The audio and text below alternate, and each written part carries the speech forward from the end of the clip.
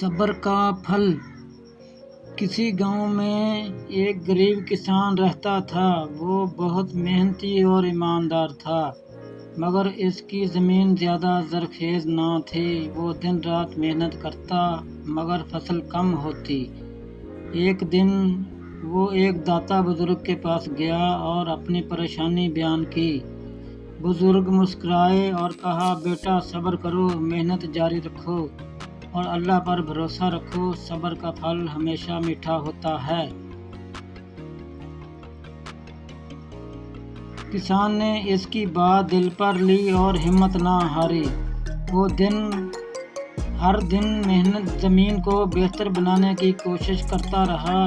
کچھ سالوں بعد اللہ نے اس کی محنت کا ایسا صلہ دیا کہ اس کی زمین سرسبز ہو گئی اور اتنی اچھی فصل ہوئی کہ پورے گاؤں میں اس کی مثال دی جانے لگی۔